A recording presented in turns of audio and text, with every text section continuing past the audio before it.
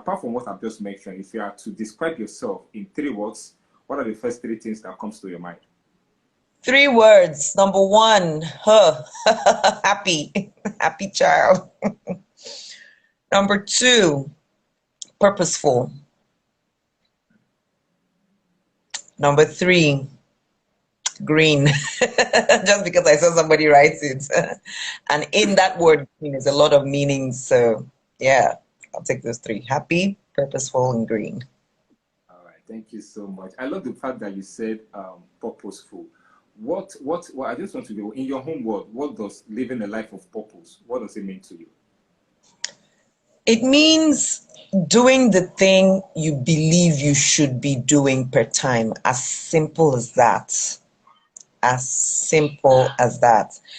It is not doing the thing you believe you have to wait to hear from God to do.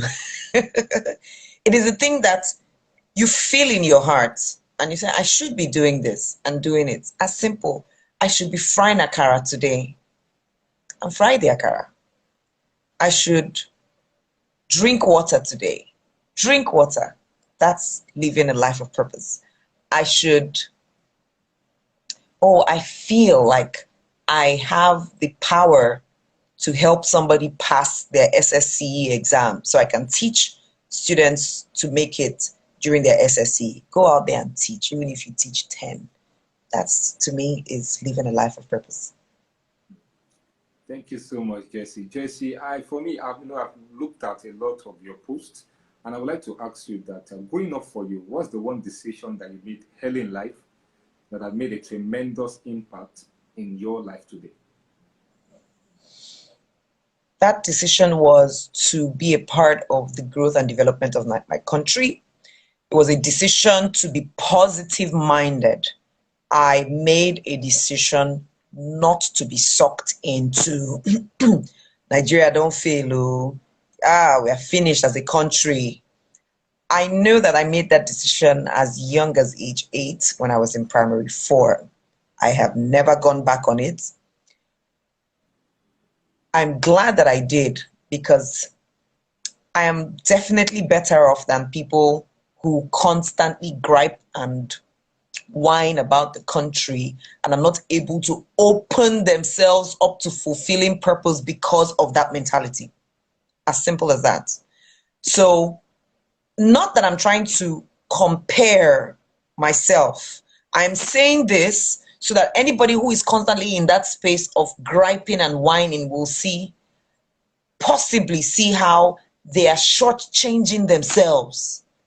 They're not getting into their happy place because they can't even see the way into their happy place because they're closed to possibility.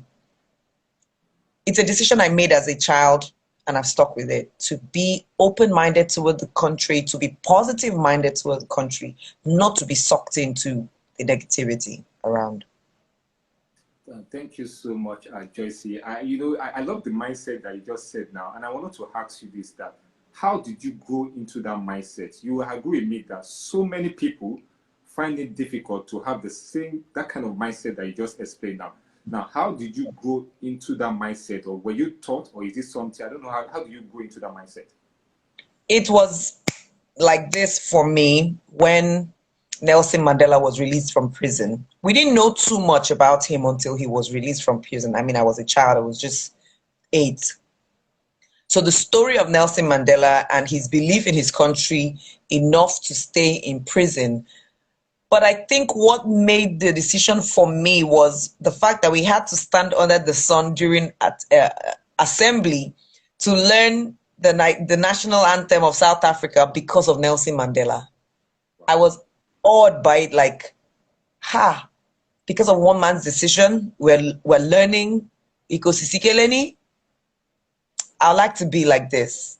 One day somebody should learn the Nigerian anthem because of my decisions too. It was just that defining moment. Simple as that. Nobody taught me anything per se. I would say Nelson Mandela modeled it for me, and maybe he taught me. He how will we say it in church English now? In churchinese. he gave me his mantle. Well, that was the experience. That was the experience. Exactly. One man, Nelson Mandela is a fantastic person. All right, I'd like to ask you again, and Joyce. Joyce, can you share with us maybe there's any scenario that changed your perspective about life in general? Any scenario that changed your perspective on life in general? There's so many, but I will speak of the one of the most impactful, which was having my son as a young girl unwed. It taught me to judge people less or try not to judge at all. I can't say that I have been completely without judging people. I will say that I have judged people less. It taught me to be more accommodating. It taught me that there are two sides to every story, and until you've heard both sides, you don't know the truth, so you don't make conclusions. So over time, no matter how sensational the topic is, I try my best to remain neutral because I don't have all the facts. It taught me to avoid labeling people, which was something I didn't do vocally, but I did in my mind. And I would just label this person, put them here. But now I go, Joyce, you don't know the story behind them. You don't know, so you can't label them. It taught me to be more compassionate, more understanding, and more empathetic, toward people and their situations and their stories. Oh, it taught me all of these things, and I'm sure a few more. It taught me to be more disciplined. It taught me to be more focused, more determined. It taught me to keep my goals in front of me and fulfill my goals. It taught me to be humble. It taught me that pride goes before a fall. Oh, wow. It taught me all these things.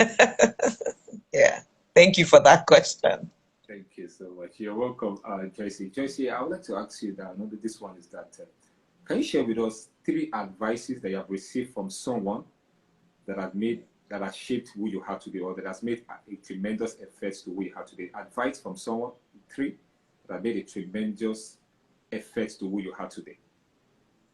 Yes, I have several. 3. I'm trying to choose which to say. They're all coming into my head at the same time. Okay. Advice from one of my very trusted clients when I went to speak with him in 2016 to tell him about some of my goals for the next 10 to 20 years.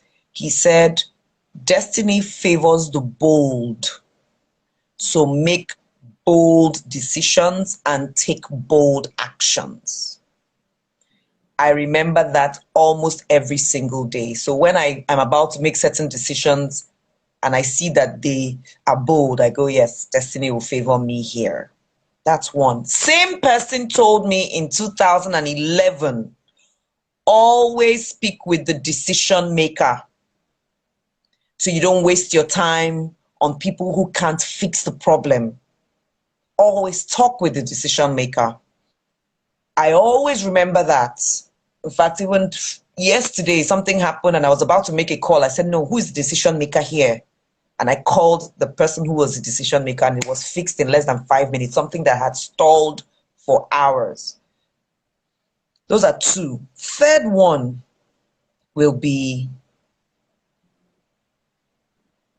advice from Pastor Mrs. Dele Bamboye. She said, okay, I didn't tell you the name of the first person. His name is Atedo Peterside. Mr. Atedo Peterside. Pastor Mrs. Dele Bamboye said, she said, right, keep a journal of your experiences. Write down the experiences you're going through, especially in your hard times. These will make for what you will teach others. When you're going through the valley, write down your experiences. it will make for teachings and learnings for other people. That was one of the places where I agreed with myself. I'm going to write books. So I've written 2. The third one, by the grace of God, will be ready next year. We've finished all the content writing and developing. We're just editing, and now it's for my 40th birthday next year. And that's where I talk more about some of my personal experiences, because she said it. Take notes, write it, and use it to teach other people. 3 advices. Thank you. I would definitely save this video because I've not thought about some of these questions like this before, and I would like to come back and listen again. Thank you. Thank you so much, Joyce. Joyce, I ask you this, and if you are given an opportunity to speak to the whole world, I know you are someone you're a speaker, of course. If you are given an opportunity to speak to the whole world for 1 minute, what are you going to talk about? I will say what constantly beats in my heart. Ask not what the world can do for you, but what you can do for the world. Ask yourself how you can make your world better and then make it better. Live your world better than you met it, not expecting anything in return. Then you will truly have lived, really lived, and you would have paved ways for other people that may never have occurred without you. So seek to serve. And in serving, more likely, more often than not, people will serve you. Seek to serve. Ask not what your country can do for you, but what you can do. I will not miss a heartbeat. That will be my message. Wow, thank you so much. That's so fundamental. That's really, really profound, Joyce. Thank you so much for sharing that. For sharing that. Joyce, I would like to ask you what are the life principles that you personally live by? Any life principle you personally live by? Yes. Thank you, Vicky. I've been seeing all your comments. Thank you so much. Oh, principles I live by. So that principle number 1 will be ask not what you can get or what you can give. Be a solution provider and not a part of the problem to be solved. Principle I live by. Some of these creeds, some of them are part of the Gemstone Creed that I learned from Fela Durotoye. It will be, I will be my best in all I do, especially the things I do naturally. I will make myself, my family, and my God proud. I will be a role model worthy of emulation. So I live by these things. I want to be a role model that will be worthy of talk influencers to call to say, we want to be like you, want to learn like you, want to learn from you. I want that. I'm living for it. It's not happening by happenstance. I want to be a role model worthy of emulation. I want to leave a legacy and build a legacy. And I live by it. So I'm asking myself, for everything I know and I'm succeeding at, I'm asking myself, who else are you teaching to do same? That's legacy. So these are some of the principles I live by. They guide me. They guide me every single day. And of course, one of the principles I live by is one of being happy. Be happy where you are, happy enough to smile and laugh. You know, the world is serious, but you can still laugh through it. It's a principle that is very important to me. Maybe I'll say the top 3 principles for me is live on purpose, live to fulfill purpose, which means do the things you want to do. That's living on purpose. Number 2 is be fulfilled. When you do things you want to do, you'll find fulfillment. And number 3 is be happy. Oh, be happy. Don't worry. Be happy. Landlord says your rent is late. He may la, but don't worry. Yes. Awesome. Just be happy. Yeah, understand that. Yes, thank you so much, Joyce. Joyce, what do you do when things are not working for you? When things are not working for me, let me think through what I do. I breathe. First, I breathe. I analyze the situation to try and see where and why where something is off, why it's not working. So I've always done this. I analyze to look through line by line to see what didn't work here. And more often than not, I find what exactly didn't work. And I either try to make it work. Sometimes I won't tell you that every time I have tried. Sometimes I had, as it were, given up. Let's go. I say, I beg, life is not too serious. Sometimes I let it go for a time. Once in a while, I grieve over the loss. Like, oh, this thing didn't work well. It pained me. It really pained me. It pained me. But then I go back to purpose. What are the things you really want? And if that thing remains on my list, then I go for it again. I find a way that I look for who to involve. I am unapologetically, relentlessly positive minded. So I usually will say to myself, guess what, it's going to work again. Try again.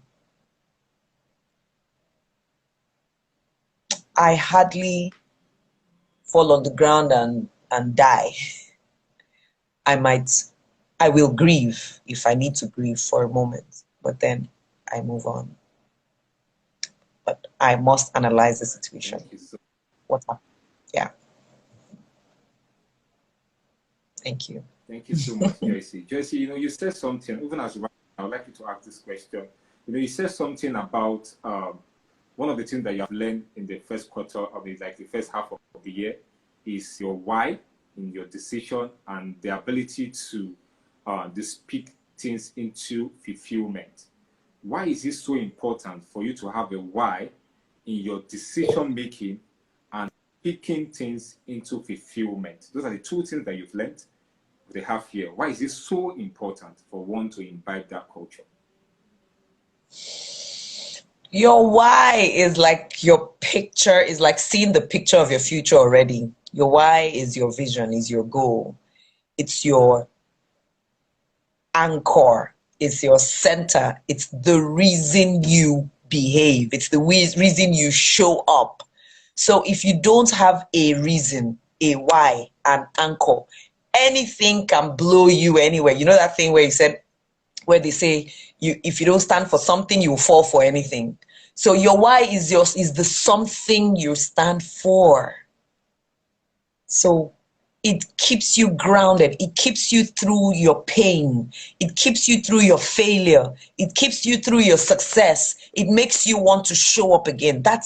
It's like having air. If there is no air, you don't wake up. If there is no why, you may not show up. You will just not commit. That's your why. Then why do you speak? The broca speech area of the brain, which is responsible for speech, controls every other part of your brain. Your speech controls your actions, controls your reactions, controls your behaviors, controls your courage, your confidence, your fears, your desires. Your speech controls your life. And the Bible says the world is created by the power of your words. Now, that is just a religious or Christian angle to what the laws of the universe, what the law of the universe is, where we give energy to things by speaking. There is science to show that the human body generates energy that transmits over 8 feet. And that energy is increased or reduced by what is said. Now, this is science. So to create the energy for the motion that you're looking for, we need to speak. We need to speak what we want, not what we don't want. So when you constantly speak what you want, it is easier to see it. And if you speak what you don't want, guess what you get? What you don't want. It's as simple as that. Perhaps that's one of the reasons why people overlook it, because it's too simple. It seems a bit too simple to be this small thing can control all my destiny. I beg, I beg, I beg. We want to do something. If you have not pounded yam, you can't eat. You must put all your energy inside. No, it's too small. It's the simplest things in life that control the biggest. Speaking is that thing that controls everything. We need it.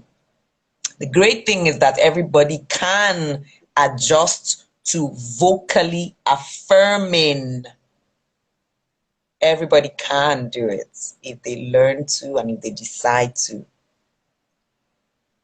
That's why I do it. Thank you Thank you. so much, Joyce. It's been an awesome moment with you.